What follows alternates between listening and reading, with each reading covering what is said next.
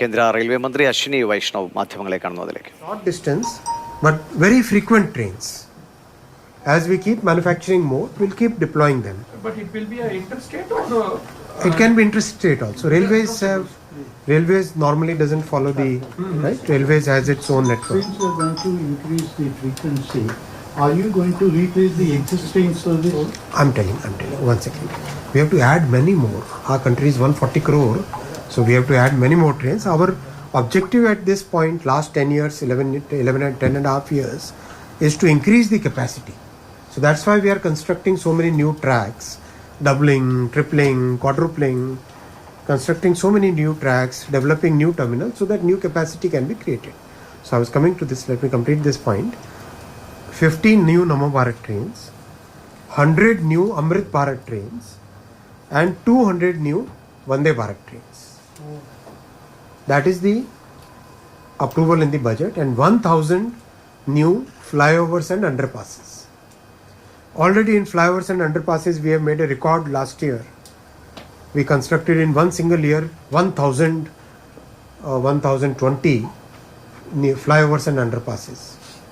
That was a record number. So now the team's capability, the work process, everything is now very smooth. So now 1000 more flyovers and underpasses have been included in this budget. The third point which I wanted to share with you is, as you are aware, earlier there used to be a very populistic kind of method by which new lines, new railway services, new trains, they were announced in the budget, and sometimes even if the capacity is not there, they would be announced, and actually it will run or not, nobody would bother. That was the problem before let's say 10 years before that, and projects will be included with a very token amount, sometimes 1000 rupees, sometimes 1 lakh rupee. That kind of thing was the practice. The project will actually happen or not, nobody used to care.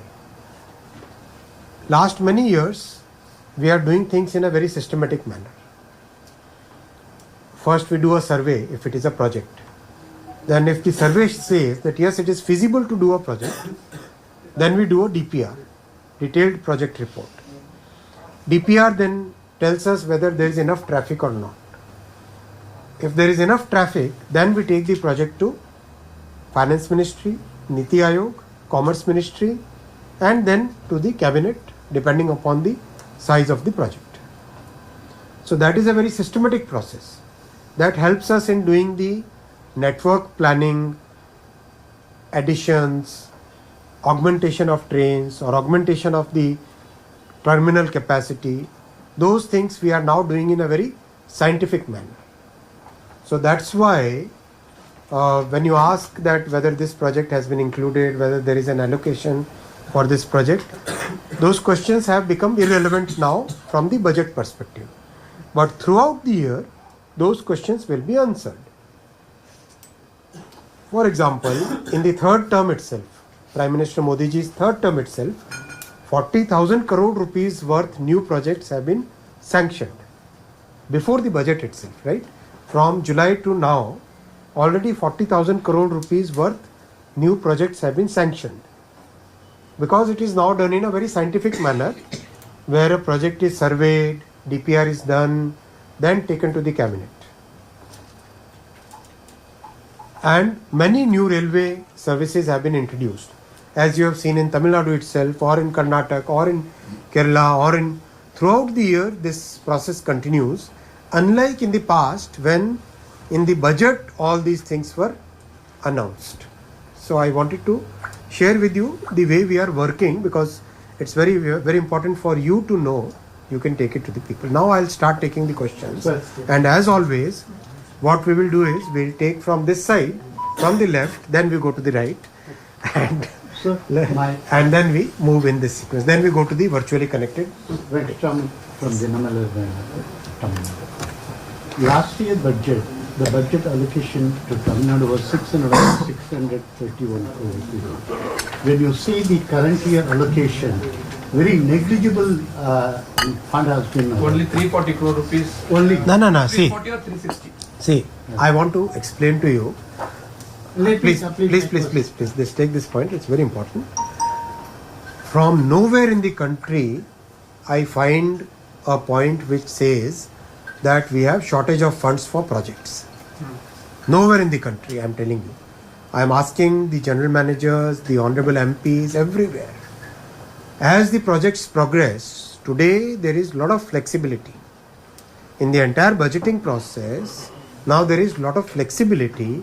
We can increase the allocation during the course of the year, during the revised estimate period, and even before that. We take special approvals and we can increase the allocation depending upon the progress. Okay, fine.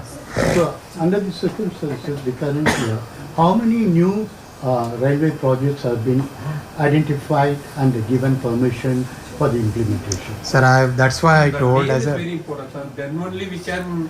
Sir, I've told you that is now a process which goes on throughout the റെയിൽവേയിൽ year. മുന്നോട്ട് വയ്ക്കുന്ന പ്രതീക്ഷകളെ കുറിച്ചാണ്. അതായത് വൻതോതിൽ ആകെ നിക്ഷേപം 15,742 കോടി രൂപയാണ്. അതിൽ കേരളത്തിന് മാത്രം 3,042 കോടിയുടെ റെയിൽവേ വിഹിതമാണ്. കേരളത്തിലെ വിവിധ പദ്ധതികൾ ഇപ്പോൾ വർക്കല, തിരുവനന്തപുരം അടക്കമുള്ള സ്റ്റേഷനുകളൊക്കെ, തൃശ്ശൂർ, എറണാകുളം ഒക്കെ വലിയ തോതിൽ വലിയ നിർമ്മാണ പ്രവർത്തനങ്ങൾ നടന്നുകൊണ്ടിരിക്കുന്നു. അതിനൊക്കെയായിട്ട് 3,000-ലേറെ കോടി രൂപയുടെ നിക്ഷേപം കേരളത്തിലേക്ക് വരുന്നു. ഒപ്പം തന്നെ ട്രെയിനുകൾ, നമോ ഭാരത്, വന്ദേ ഭാരത്, അങ്ങനെ ഒട്ടേറെ 100-ലേറെ സർവീസുകൾ വീതമാണ് എല്ലാ ട്രെയിനിലും കൂടാൻ പോകുന്നത്. അതൊക്കെ റെയിൽവേ വലിയൊരു വികസന കുതിപ്പിലാണ് എന്ന് വ്യക്തമാക്കുകയാണ് അശ്വിനി വൈഷ്ണവ്.